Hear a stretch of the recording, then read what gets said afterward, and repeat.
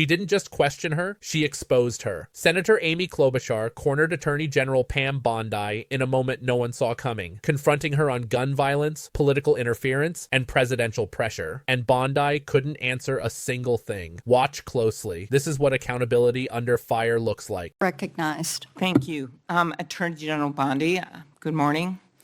I'm going to start on a different subject. Good morning. On behalf of families in my state. And I wanted to thank the FBI and the local justice officials in Minnesota, the U.S. Attorney's Office, for the work that they did catching the murder, in the horrific murder of my friend, Speaker Melissa Hortman, and her husband, and the shooting of Senator John Hoffman. Just last month, my state was again shaken to its core when a mass shooter attacked Annunciation Catholic Church in Minnesota, shooting through the stained glass windows, injuring 21 people, including 18 kids, killing little Fletcher, little Harper, an 8 and a 10-year-old, murdering them when they're in mass, praying, 12-year-olds protecting 8-year-olds. I know we've spoken about these tragedies, and we both agree that this kind of violence, whether in Minnesota or at a Mormon church in Michigan or the assassination of Charlie Kirk, has no place in our politics or in our democracy. In 2018, after the Parkland shooting, you were Attorney General, and there was a bill called the Marjorie Stoneman Douglas High School Public Safety Act.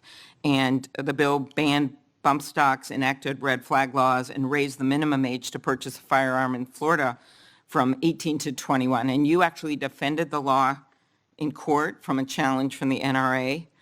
And we know that I'm in favor of an assault weapon ban, period. I look at these bills and I think, does this hurt my Uncle Dick in the deer stand? We have a proud tradition of hunting in Minnesota. I don't think they do.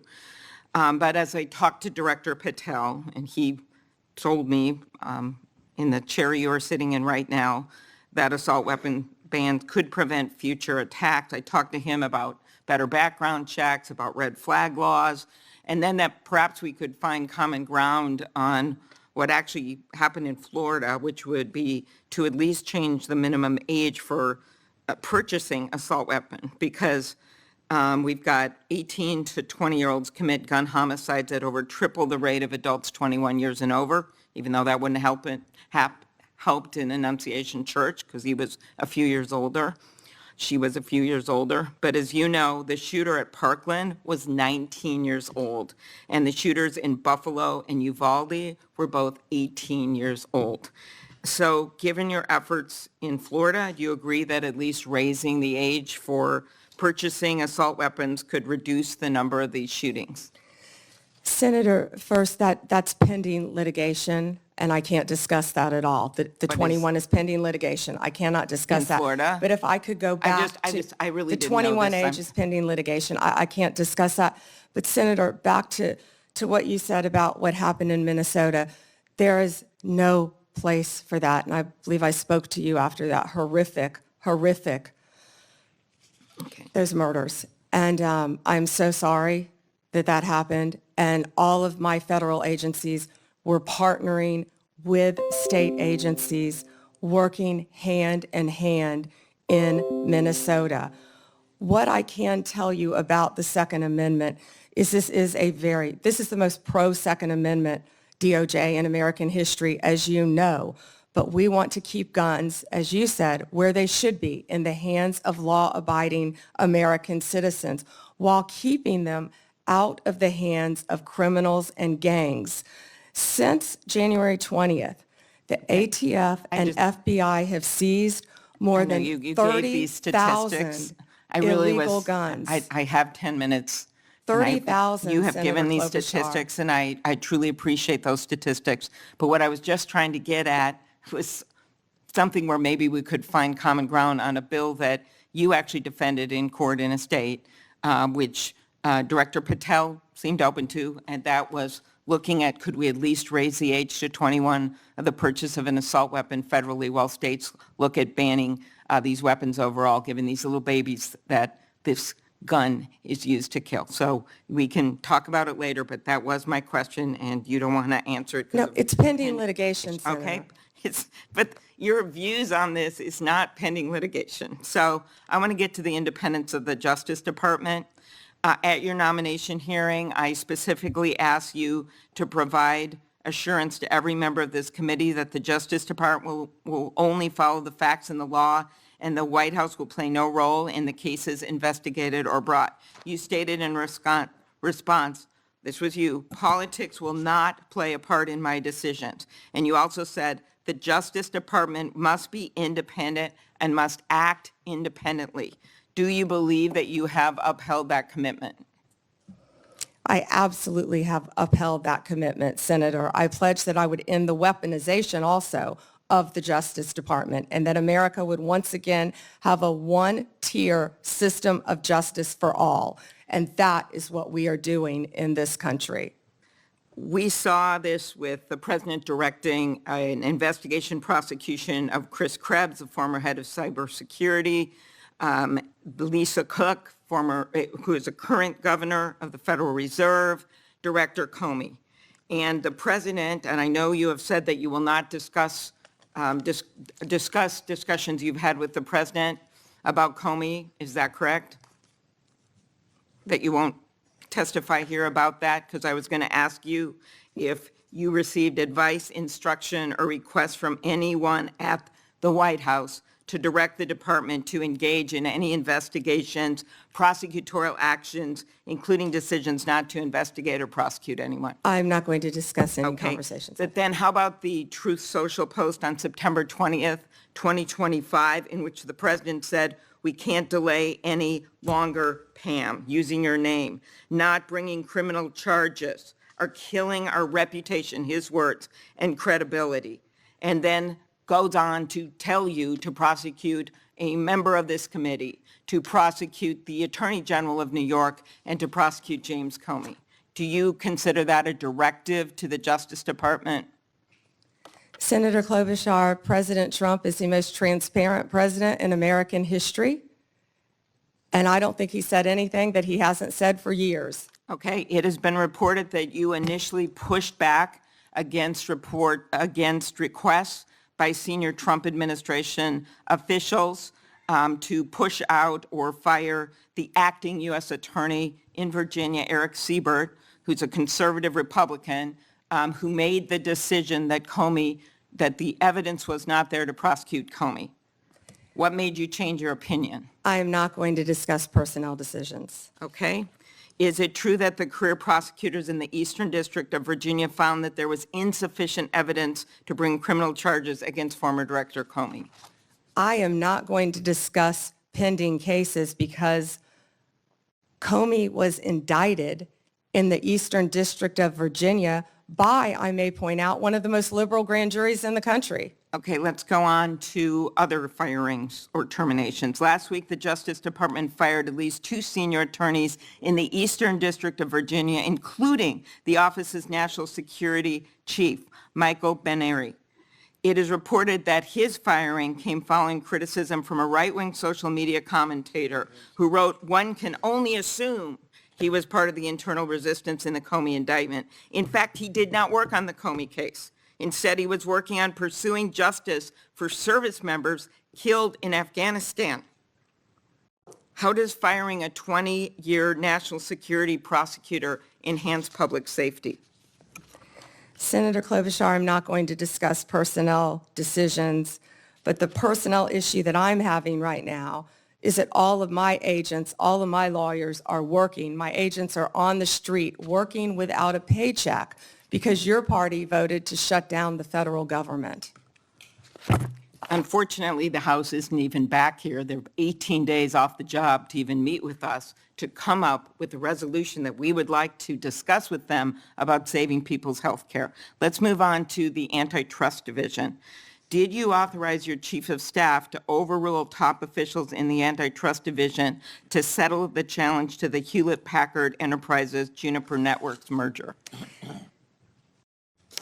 Senator Gail Slater runs my antitrust unit, and she is doing an excellent job on many, many cases.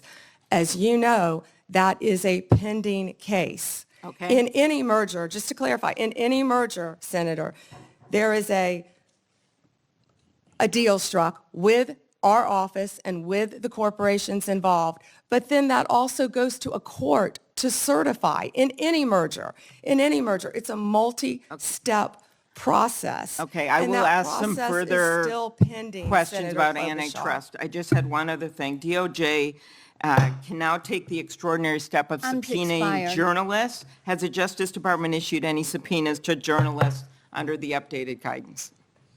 Time has expired. Okay, I'll ask You those may on the record. respond. What you just witnessed wasn't a routine Senate exchange. It was a collision between moral conviction and the machinery of corruption. A sitting senator demanded answers, and an attorney general sworn to uphold the law hid behind legal smoke. That moment, cold, evasive, calculated, revealed exactly what happens when the Department of Justice stops serving the public and starts protecting power. The questioning wasn't political. It was moral. A mother's heartbreak, a citizen's outrage, a leader confronting a system that has forgotten its humanity. Children slaughtered in a church, families destroyed in seconds, a nation once again asking, why does nothing change? And still silence. No acknowledgement. No accountability, only phrases engineered to suffocate truth, pending litigation, can't comment, ongoing case. That's not professionalism, that's programmed indifference. It's the language of a government that fears transparency more than it fears tragedy. The exchange laid bare a deeper rot, the transformation of justice from a principle into a performance. The people who once stood as guardians of the law now hide behind it. Legalism without leadership, power without responsibility. While citizens bury their children, those in power bury the truth. The refusal to engage wasn't about protocol.